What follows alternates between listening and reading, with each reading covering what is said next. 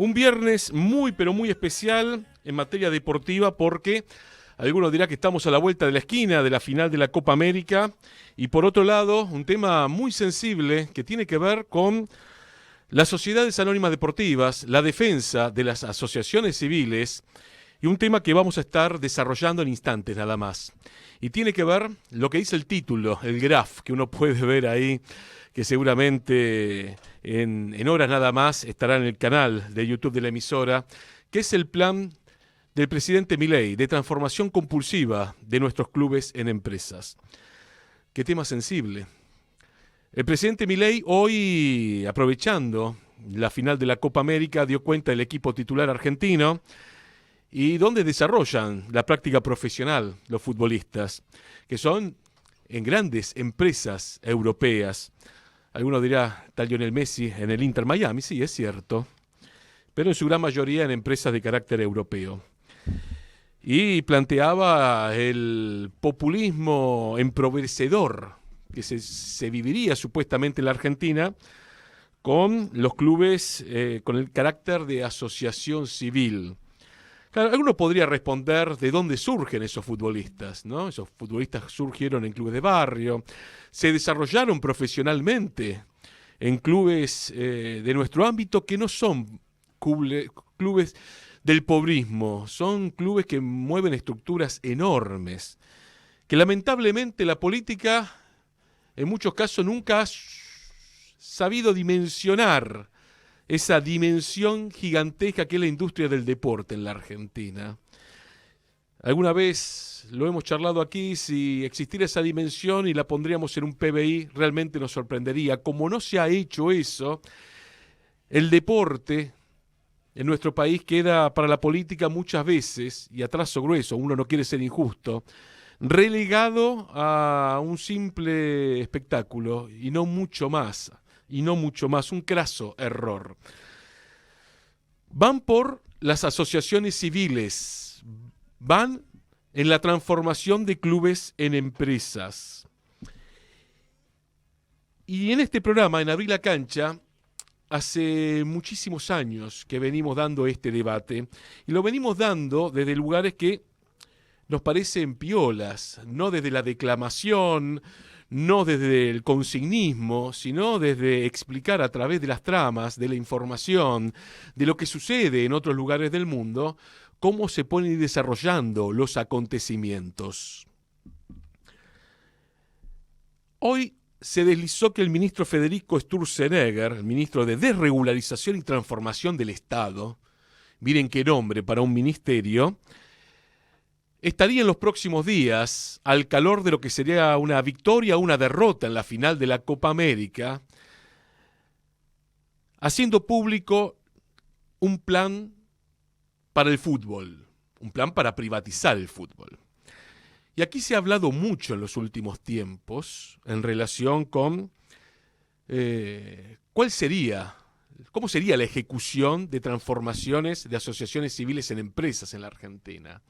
Bueno, hemos visto un desarrollo, un camino que, por ejemplo, el presidente Javier Milei comenzó a desarrollar con el decreto 70/2023 a fines del año pasado, la respuesta de la propia Asociación del Fútbol Argentino, de la gran mayoría de los socios, me animo a decir, pero nosotros desde este programa, desde Abrir la Cancha, venimos señalando, atenti porque no van por el modelo brasileño, no van por el modelo chileno, no van por el modelo mexicano, van por otro modelo, que es el modelo español.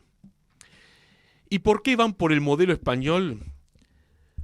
Bueno, hay cuestiones de política, hay cuestiones de intereses, pero sobre todo van por el modelo español, y ahora voy a explicar una vez más el famoso modelo español, porque en definitiva no habría lugar para la negociación, que eso es lo que no desea este gobierno. Este gobierno no desea negociar, no desea que quede en la voluntad de las masas societarias la decisión en relación con sus instituciones. ¿De qué trata el modelo español? Vamos a hacer un poquito de historia. España ingresa en la OTAN en 1986. Mire cómo comienza esta historia, ¿no? Hay que narrarla desde diversos lugares. Cuando España ingresa en la OTAN, se podría decir que ingresa a Europa luego de lo que habían sido 40 años de cierto oscurantismo, tiempos de la dictadura de Francisco Franco. El socialismo español, con una elección muy complicada, porque fue un referéndum con un montón de complejidades, hacen ingresar a España, a Europa, a lo cual España ocupa un rol muy especial en Europa, en el cual el deporte va a tener un rol vital. ¿Se acuerdan cuando antes decíamos esta cuestión de la política y el deporte, lo que se comprende y lo que no se comprende? España va a ser la sede de los Juegos Olímpicos de Barcelona 1992 y la apertura a una serie indiscriminada de negocios de carácter inmobiliario y de lavado de dinero. Van a ser impresionantes y va a generar que España, que estaba realmente retrasada en comparación con el resto de las naciones europeas, comenzará a tener un rol medianamente preponderante. Ese boom español tenía que llegar también al fútbol, porque si el deporte era una de las llaves de la transformación española, el fútbol no podía quedar ajeno a eso. Bien, por cédula real, reitero, por cédula real, los clubes españoles tuvieron plazo hasta el 30 de junio de 1992 para mantenerse con su estatus societario o transformarse en forma compulsiva en sociedades anónimas deportivas. Reitero, hubo un plazo. Vencido el plazo, o el club desaparecía, como le sucedió al histórico Club Deportivo Málaga, o se transformaba en empresa, o los menos se mantuvieron con su estatus histórico. Por ejemplo, el Real Madrid o el Barcelona. Ahí hubo cuestiones de carácter impositivo, podríamos decir. Y el Athletic de Bilbao y Osasuna, y ahí hablamos un poco más de la política comarcal, de cuestiones de nacionalismos y otras situaciones que generaron que tanto el Athletic como Osasuna, dos instituciones muy tradicionales, muy arraigadas y dos lugares políticamente muy complejos en aquel momento, se mantuvieran con su estatus societario. El resto se transformó en sociedad anónima deportiva y en muy poco tiempo, ley Bosman mediante, España, el fútbol español, la liga se transformó en el paraíso del lavado de divisas. Vamos a decirlo de una forma que quede claro. Y lo más curioso es que en los primeros años la mayoría de esas nuevas empresas debieron ser, pero fuertemente ayudadas por las autonomías, por las provincias, como diríamos aquí. Atenti con ese dato también. Pero vamos a lo nuestro, vamos a lo que nos compete a nosotros, porque el modelo que seguramente en este fin de semana estará discutiendo el gobierno nacional a fondo, porque tampoco hay unanimidad de criterios, tiene que ver con ¿a quién le hacemos caso? A Daniel Scioli, que busca una posición más dialoguista en esta idea de la transformación de clubes en empresas, o el modelo Sturzenegger, que era el que tenía en algún momento el PRO en la cabeza, que es el de transformación compulsiva. Muchachos, hay una fecha límite. Si en esa fecha límite las deudas fiscales, previsionales, el 12-12, que es un tema muy sensible para los clubes, no está resuelto, bueno, tu asociación civil se transforma automáticamente en una entidad de carácter comercial. De esto estamos hablando. Atenti, atenti porque, así como en algún momento señalamos desde este humilde espacio la problemática de las apuestas y dimos casos y ejemplos en otros lugares del mundo, las visitas de Javier Tebas a la Argentina 2016, ayer nomás, hace poquito, tiene que ver con esto, tiene que ver con un modelo de timón único, un modelo de negocios de entretenimiento y espectáculo, donde de la mano está el Ricky también y un tema del cual nadie quiere hablar, que es el lavado, de divisas. De esto estamos hablando, De esto estamos hablando en la República Argentina, no estamos hablando de campeonatos, no estamos hablando de mejorar las estructuras de nuestras instituciones, no estamos hablando de ni que ese jugador que tanto quede se quede un año más en el fútbol argentino, porque la dinámica del fútbol global así lo impide, así lo impide. Y ejemplos se me caen del bolsillo.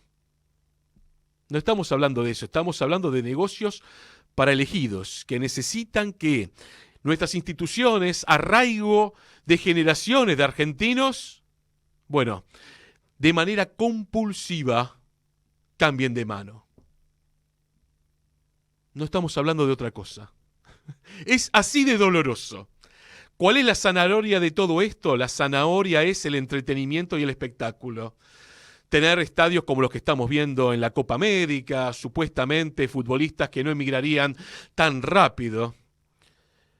Bueno, no es así, no es así. Para tener un estadio como los que estamos viendo en la Copa América, se necesitan inversiones que pueden ser posibles, por ejemplo, como lo hizo Santiago del Estero, con el Madre de Ciudades.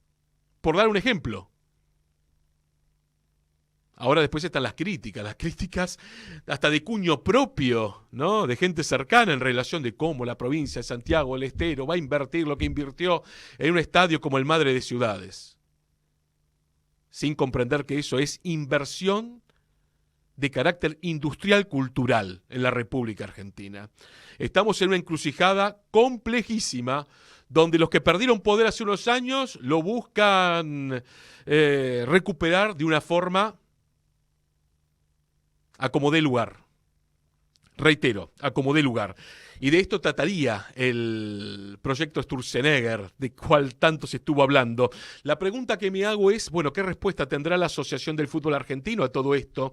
¿Cuál será la respuesta de los socios de las instituciones ante esta avanzada que seguramente se definirá este fin de semana? Porque hay alas dentro del partido gobernante, no todo es tan lineal, pero bueno, Federico Sturzenegger, dentro de este Ministerio de Desregularización y Transformación del Estado, está decidido que en forma compulsiva nuestros clubes se transformen en empresas, ni más ni menos. Lo que señalamos aquí en la Vila Cancha en el lejano 2016, cuando vino Javier Tebas a la Argentina. ¿Comprenden por cuál razón venimos señalando tramas aquí en la Vila Cancha? Bueno, señalamos las tramas porque detrás de todo esto, está una industria cultural gigantesca en la Argentina que es el deporte, no solamente el fútbol.